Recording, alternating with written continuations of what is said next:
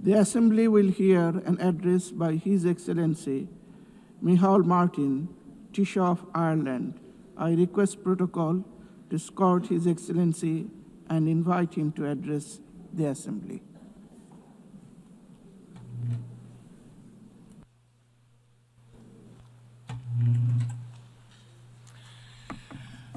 President of the General Assembly, distinguished heads of state and government, Secretary General, Excellencies, friends. It is important to remember what brings us together every year. 80 years ago, the world was emerging from the most savage conflict in our history. 80 million people lay dead. A deliberate industrial-scale genocide aimed at obliterating Europe's Jewish population saw 6 million people murdered, a monstrous crime that remains unsurpassed in human history.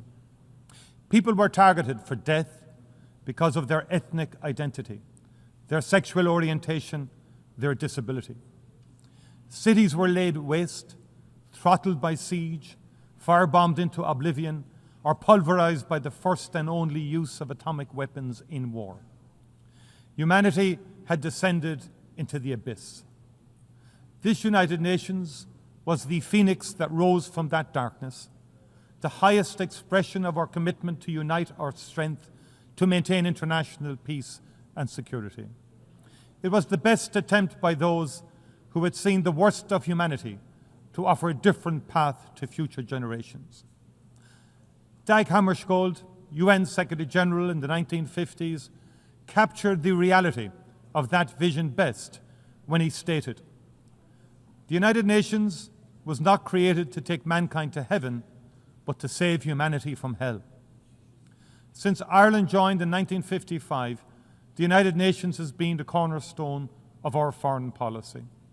There is no member state more committed to its ideals. There is no member state more determined to ensure it succeeds in its mission. And like all member states, we depend on the UN Charter and the protections of international law for our security and well-being. At a time when the world risks slipping back into an order in which might is right and some voices count more than others, it is up to us as leaders to reassert and to insist on the primacy of international cooperation. President, the Universal Declaration of Human Rights states that the recognition of the inherent dignity and of the equal and inalienable rights of all members of the human family is the foundation of freedom, justice, and peace in the world. I am deeply concerned by the constant pushback on human rights norms that has accelerated in recent years. Against women's rights and gender equality, against LGBTQ+ rights. I call out the brutal Taliban for their denial of the most fundamental rights of Afghanistan's women and girls. Ireland continues to work tirelessly to oppose all attempts to dilute existing international commitments and human rights standards. We reaffirm our commitment to honour and comply with the universal nature and the individuality of human rights. To demonstrate that commitment, we will run for a seat on the Human Rights Council from 2027 to 2029. President, conflict is always and everywhere a sign of human failure. Conflict destroys lives. It devastates economic development. It leaves scars and divisions that take generations to heal. We in Ireland know that from experience. On Friday of last week, the Irish and British governments agreed a new framework for addressing the legacy of the conflict in Northern Ireland. The Good Friday Agreement would not have been possible without the support and engagement of the international community, and we are ready to offer the same to others. The Irish people are enormously proud of our 67 years of continuous UN peacekeeping, especially our engagement with UNIFIL and close connection to Lebanon. We remember the members of our defence forces who paid the ultimate price. Continued support for UNIFIL will be essential over the next 15 months to support the efforts of the Lebanese authorities, given the complexity and scale of the challenges in the region. President, in Sudan, A grave humanitarian catastrophe is unfolding. It is more than 2 years since war broke out, and it has unleashed the most unimaginable human suffering on the civilian population. More than 150,000 people are already dead. 12 million people displaced. Vicious sexual violence against women and children. Famine declared throughout the country. The world has failed Sudan. To our collective shame, we have not given this most destructive of wars the same focus and attention as conflict in other parts of the world. But a child in Sudan has the same value, the same right to life and a peaceful childhood as a child born anywhere else in the world. The conflict in Sudan is a human catastrophe that risks wider stability in the region. It must be stopped. And Ireland fully supports the work of the Secretary-General's personal envoy for Sudan, Madame Ramtane Lama Madama, to achieve a negotiated ceasefire, an immediate humanitarian response, and a durable peace. The perpetrators of war crimes in Sudan must be held to account. The jurisdiction of the International Criminal Court should be extended to all of Sudan. 80 years ago, Europe had more reason than most to say never again. Yet today, brutal and bloody war has returned to European soil. In February 2022, Russia, a founding member of the United Nations and a permanent member of its Security Council, launched a full-scale illegal invasion of Ukraine in defiance of international law, in defiance of the UN Charter. It has prosecuted the war with a willful and reckless indifference to its human consequences. Tens of thousands of Ukrainians have been killed and maimed. Millions have been forced to flee their homeland. Millions more internally displaced. Russia has deliberately and cynically targeted civilians and civilian infrastructure. It has caused immense environmental devastation. Cities such as Mariupol, Kharkiv, and Bakhmut have been bombed to rubble. Prisoners have been mistreated, children abducted. President Putin has thumbed his nose at every attempt to bring about a ceasefire and negotiations, including those led by President Trump. There are no signs whatsoever that he is ready for peace. He has refused to meet President Zelensky. He has again intensified Russia's attacks on civilians and civilian infrastructure in Ukraine. He has sought to test the resolve of Ukraine's neighbours, sending drones into Polish and Romanian airspace. He should know that it will not work. He should appreciate how strong the people of Ukraine are and how unbreakable their resolve to defend their country and its independence. And those of us proud to be part of the coalition of the willing in support of Ukraine will stand with them, shoulder to shoulder, for as long as it takes. If Russia chooses not to come to the table, the world must increase economic and political pressure on it until it does. With our European Union and international partners, we will strengthen and tighten our sanctions. And we will also work to increase support for Ukraine. We will put in place the security guarantees that Ukraine needs to underpin any future peace agreement. Ireland strongly believes that Ukraine is part of the European family and that its future lies within the European Union. We will continue to work with our EU partners to ensure its journey towards membership advances as quickly as possible. President, I come now to Gaza, a catastrophe of the most monumental and consequential kind. It is not possible to describe the scale of the physical and psychological suffering endured by the Palestinian people for 2 long and brutal years. Ireland stands in full solidarity with them.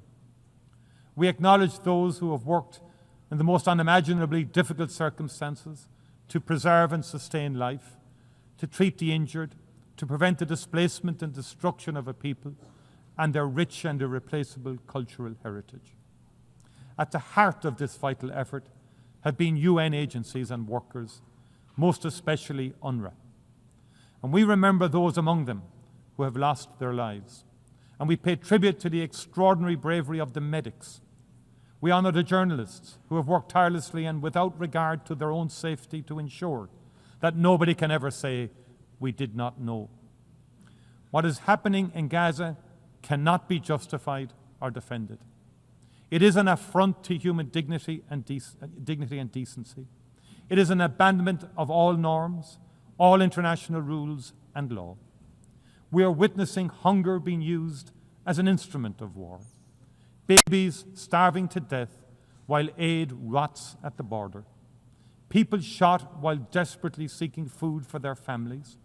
The deliberate targeting and destruction of schools, hospitals, mosques, cultural institutions.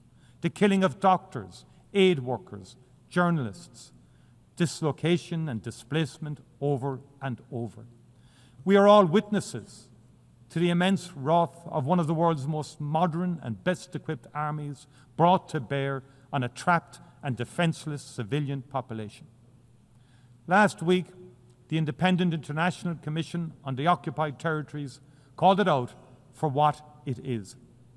Having examined carefully Israel's conduct of the war since 2023, as well as the actions and statements of senior Israeli military and political figures, it concluded that Israel is responsible for the commission of genocide in Gaza. Genocide, the gravest of crimes in international law. All signatories of the Convention on Genocide are obliged to act to prevent and to punish it. We cannot say we were not aware. In January of last year, the ICJ put all states on notice of the plausibility of the State of Israel committing genocide in its military operations in Gaza. And the court has been clear. Where state parties are able to contribute to the prevention of genocide, they are obliged to employ all means reasonably available to them so as to prevent genocide as far as possible. As Navi Pilar, chair of the Independent Commission, said last week, the prevention of genocide is not a matter of discretion of states. It is a legal and moral obligation, and it admits no delay. All members of this United Nations must reflect on what more they can do. And I especially call on those who have influence to use it urgently to maximum effect. I call on those who have provided and who continue to provide Israel with the means necessary to prosecute its war to reflect carefully on the implications of their actions and the consequences for the Palestinian people. There cannot be business as usual in the face of genocide. As Navi Pilar has made clear, to do nothing is not neutrality, it is complicity. Ireland has intervened in the South African case at the ICJ. We have recognized the state of Palestine. We are legislating against the import of goods from the occupied territories. We will act to prevent those members of the government of Israel who have been instrumental in fomenting the unfolding disaster in Gaza from entering our country. We will continue to work with like-minded partners across the world to bring this human catastrophe to an end. There must be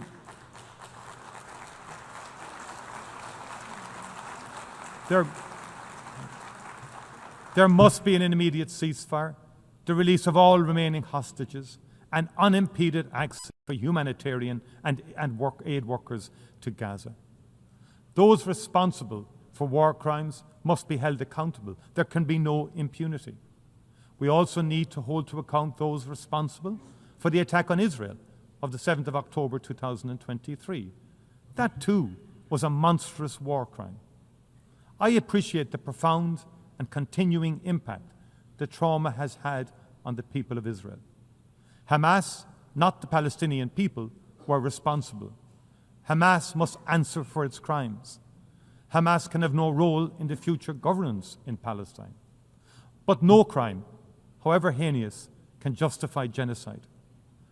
We also need to recognize the crimes being perpetrated in the West Bank, the scale and pace of appropriation of Palestinian land by illegal Israeli settlers, the open backing this receives from the Israeli government, the harassment, imprisonment and abuse of the Palestinian population, the withholding of tax revenues from the Palestinian Authority.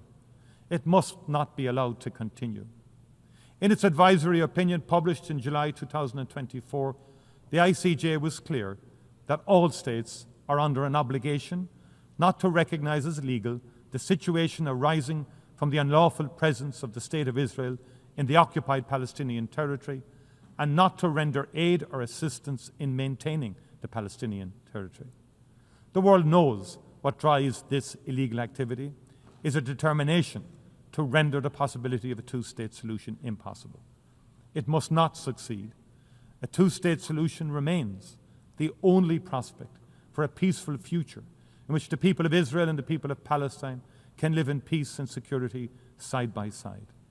I welcome the decision to recognize the state of Palestine taken by France, Belgium, Luxembourg, the United Kingdom, Canada, Australia, and others. I commend France and Saudi Arabia for the leadership they are providing in working towards a political process that can deliver a just, lasting peace and security in the region. They have my full support. President, as it marks its 80th anniversary, the United Nations has never been more necessary. Today's challenges are ever more complex and ever more interconnected. They cannot be solved by any country or region acting alone.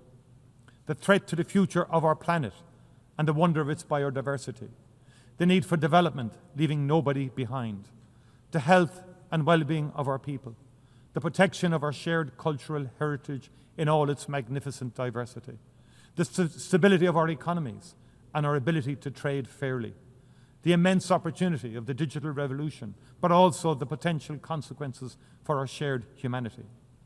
The United Nations is not perfect, and it needs to reform to reflect a very different world.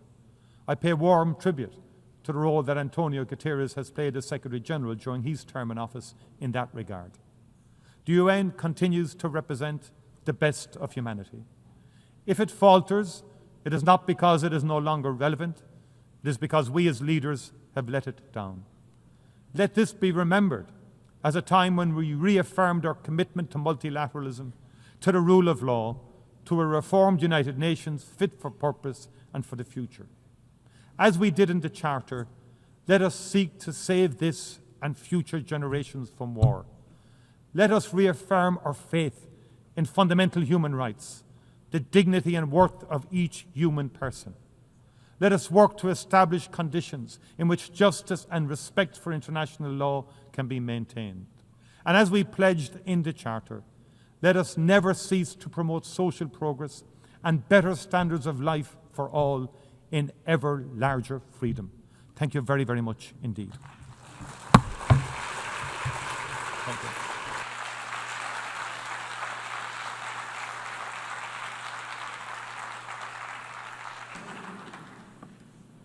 On behalf of the Assembly, I wish to thank the Taoiseach of Ireland.